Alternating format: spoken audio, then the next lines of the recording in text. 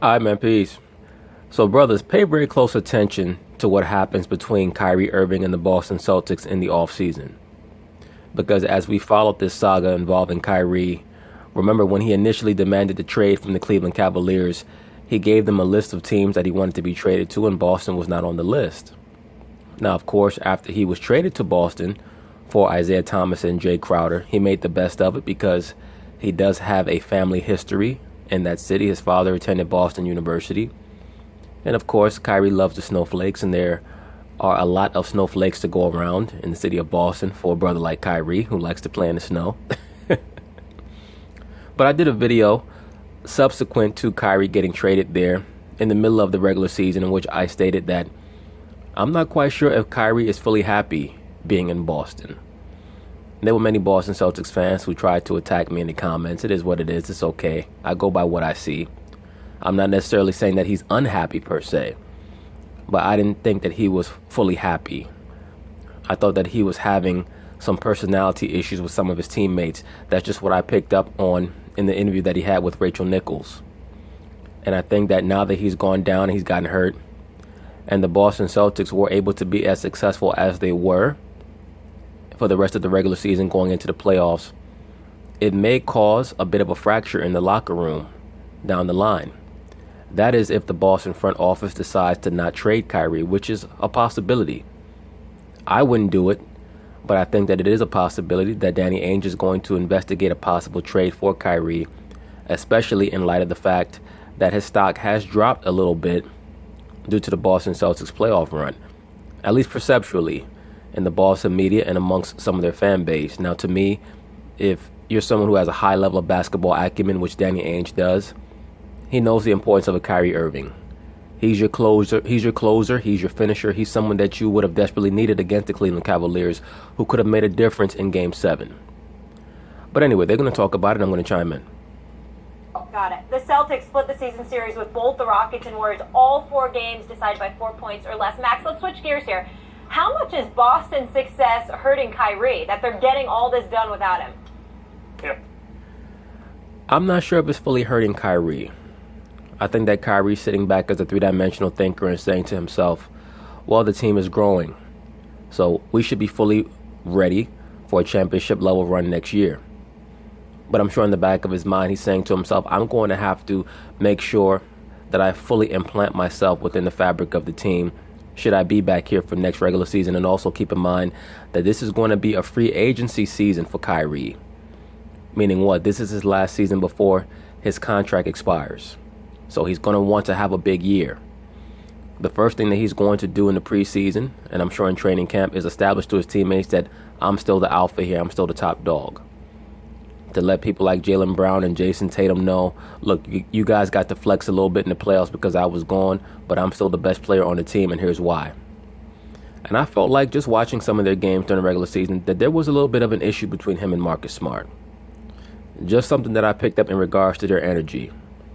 That's why I stated in the video that I made on Kyrie that I believe that there may have been some personality issues in the locker room. Because Kyrie's not the most quote-unquote outgoing guy. He's highly intelligent, and sometimes people who are highly intelligent, they may have personality issues with other members of a team if they're forced to work in a team framework or team fabric. It hurts Kyrie. I mean, like, I'm just being honest about this. I'm not trying to be negative toward Kyrie. I know he was on the show. We were jawing at each other and all that stuff. You might need a No, Max Kellerman, you guys were not jawing at each other, quote-unquote. Kyrie came on the show. He was getting at you. You were shocked by many of the things that he was saying because you did not expect him to be so confrontational. You bitched up, and then after he left, then you tried to flex on him with Will Kane. That's what happened, sir. graphic, Max. Yeah, right, exactly. I need a graphic like Stephen A. has about LeBron. But I gave it up when I saw the way Kyrie was playing with the Celtics. He was playing... You didn't have an option but to give it up. Kyrie was playing phenomenally, at least as long as he was on the floor.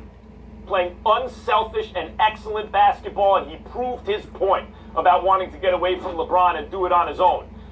So, you know, credit where it's due. But right now, guys, Kyrie is on neither the Celtics nor the Cavs. And yet, who is meeting in the Eastern Conference Finals? The Celtics and the Cavs. Well, that's truly a testament to the greatness of LeBron James, as well as the high-level coaching ability of Brad Stevens. Brad Stevens is going to be the best coach in the NBA over the next 10 years. So Kyrie's in a great place. Neither team needed him to get this far. Oh, and Matt, that's simple math. That's not math that makes sense. And I got, well, no, sure it is. Here they are in the finals, and in the Eastern Conference Finals. And I got news.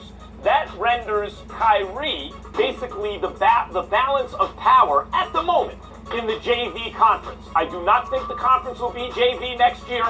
Let's see if everyone... Well, what are you saying about LeBron James if he's the best player on the best team in the quote-unquote JV conference? I mean, what really are you saying about him?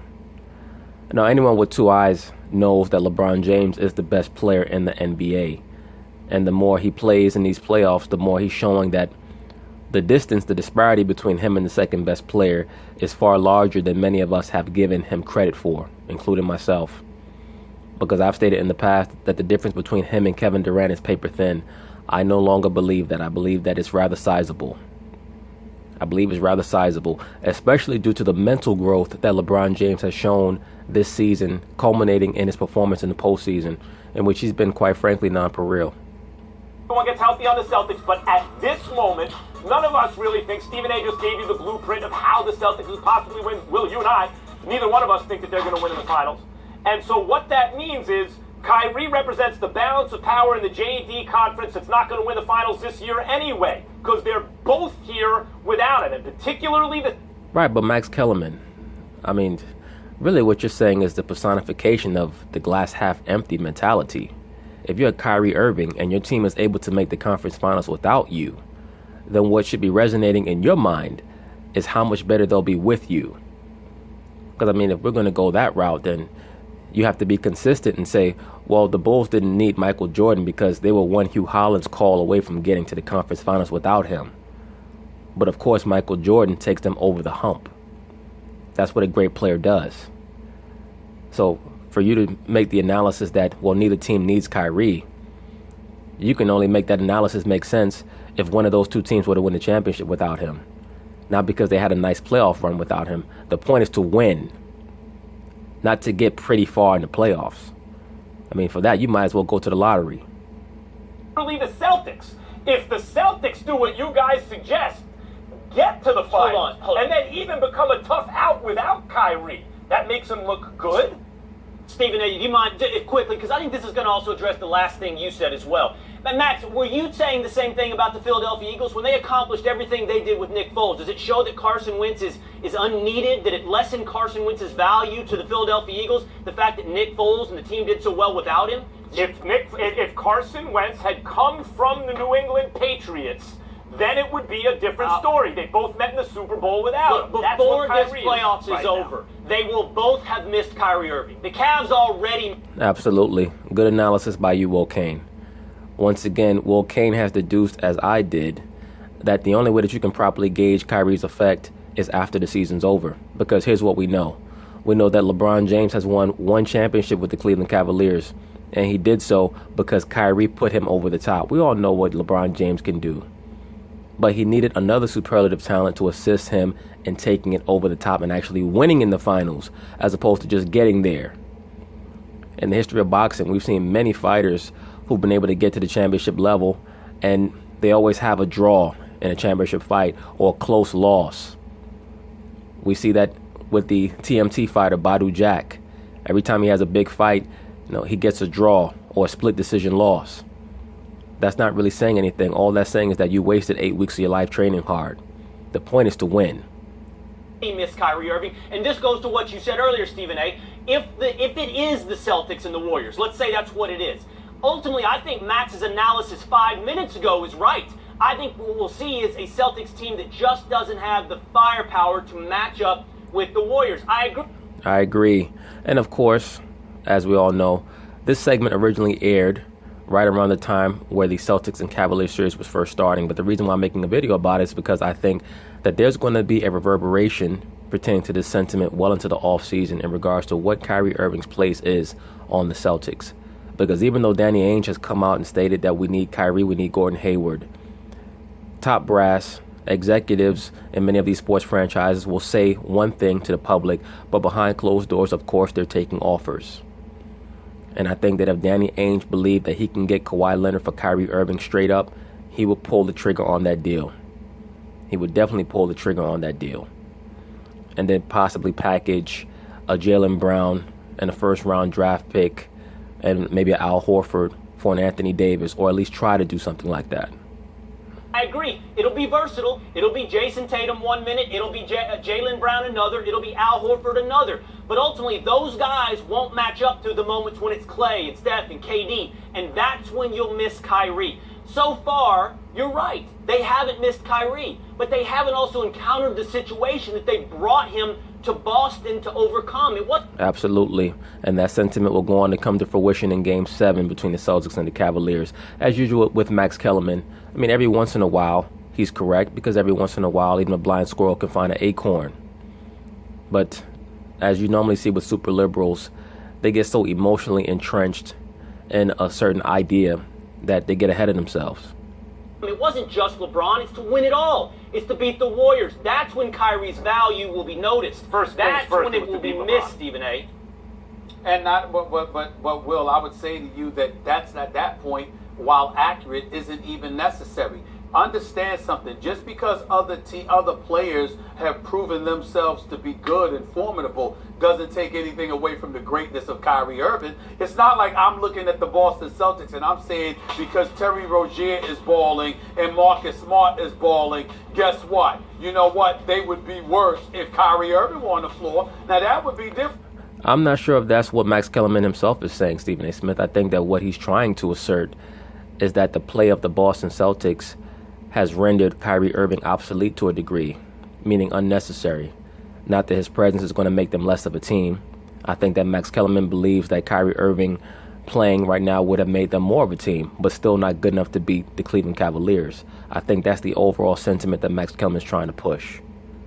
Different. If we saw somebody show up on the court that actually was doing things more effectively than Kyrie did it, or was doing better than Kyrie would do it, then that would be different. Terry Rozier is a very good player. Very proud of what I'm seeing from him. I think that Terry Rozier is a great backup point guard in a championship level team, but he's not a starter. But once again, just revisiting Max Kellerman's attempt at a point, or the sentiment that he's trying to push, I think he's just trying to find a way to make Kyrie Irving feel like shit, basically. That's all. He's telling him, look, Kyrie, you left Cleveland and you can't even play for Boston, and they're both in the conference finals without you. Now, whether the Celtics beat Cleveland or Cleveland beats Boston, one of those two teams are going to get to the finals without you. That's all Max is really getting at. He just wants to attack Kyrie. He's really elevated his stock. He is no Kyrie Irving. Marcus Smart is an elite defender in this game. Incredibly formidable. And he's the kind of utility man you'd want on any team. He is no Kyrie Irving. So when I look at the Boston Celtics... Not even close. Celtics, what I find is I'm not thinking it helps Kyrie at all. I'm not thinking it hurts, rather, Kyrie at all. I'm thinking along the lines of, man, if Kyrie was here, there would be no question about who was going to the finals. Absolutely, I concur. Stephen A., then why, may I ask, did you float the very interesting trade suggestion, possibility, that the Celtics could dangle Kyrie for Kawhi Leonard? You floated it because you know that these playoffs... No. You don't get to do that. You don't get to ask me a question and then not let me... You said, Stephen, may I ask you a question? Let me answer the question. Well, he's trying to lead the witness because he feels like he has you caught between a rock and a hard place, Stephen A. Smith. And to be quite frank with you, he probably does. That's why I even stated in that video pertaining to Kyrie Irving that even though a trade sentiment like that is interesting, I would not pursue moving Kyrie. I would try to move someone else, because I think that a person like Kyrie, he's such a singular player in the NBA. Just in regards to his ability to go mano a mano with the elite closers in the league, and those being right now LeBron, a James Harden if he's hot, a Chris Paul, a Steph Curry if he gets hot. And at Kyrie, you have a player who can go mano a mano with those players. And that's something that you just can't find anywhere.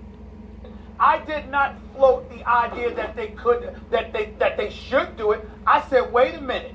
If you want Kawhi Leonard is a superstar. I am of the mindset that when we talk about moving, just like we talked about C.J. McCollum and Damian Lillard, it's not that they don't play well together. It's not that they can't coexist. It's that I see nothing else that Portland has of value to elevate the quality of their team without getting rid of one of them. In the case of Kawhi Leonard, he is a superstar, somebody we universally recognize. But you as didn't one of the say top build around players Jaylen in the Brown world or when he's Jason healthy. Tatum. So hold on. You So didn't say if build you it around are- Brown or Tatum. Wait a minute. What I said was, if you are the Boston Celtics, right, in the age that we're living in, when we're talking about Jason Tatum 6'9", Jaylen Brown is 6'6", close to 6'7", and I'm looking at Well, about 6'8" with that Gumby flat top he got. a Rozier or Marcus Smart. They're not better than Kyrie Stephen A. Irving, And not by Stephen a A. Will, long let me shot, just but say Kyrie this. is a You guys are superstar not- who would have don't- the value to justify San Antonio Don't get making it. the move. Don't. Well, I actually think that they can get a Kawhi just giving up a Jaylen Brown or Al Horford in the first-round draft pick. Because I think that San Antonio mentally may be out on Kawhi Leonard.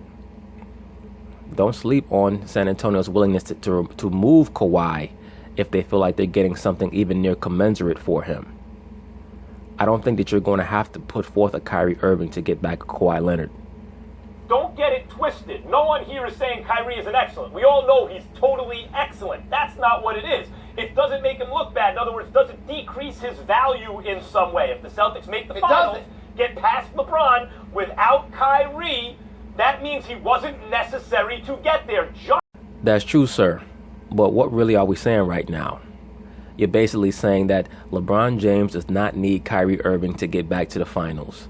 That's like saying you don't need a condom to see a pair of titties. That's true.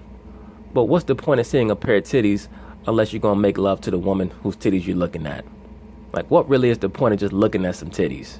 What really is the point of just getting back to the finals? Don't you want to win the finals? Isn't the point to go all the way there? You do need Kyrie to win the finals. That's already been proven, that LeBron James needs someone of that caliber to go all the way. For example, will say some great wideout. If you pay him too much money, you don't really need that to get to the Super Bowl. Look at the Super Bowl winners. We've seen examples of teams lose expensive and excellent players and say, well, actually, they didn't need that All player. right, we got to leave it there. Will gets the last word here. I would just say this, Max. It's not Kyrie, at least for me, it's not Kyrie specific. It's superstar. It's firepower specific. Sooner or later, most likely against the Warriors, the Celtics will need something more. Well, you're correct, Will Kane. And it was not against the Warriors. It actually was against the Cleveland Cavaliers because LeBron James rose in ascendancy because he was the only preeminent player in that series. At the end of the day, the basketball playoffs are about your superstars and which superstars rise to the occasion. The playoffs is where you make the differentiation between stars and superstars and mega superstars. And almost unalterably, the NBA Finals champion is going to be the team that has the mega superstar on it.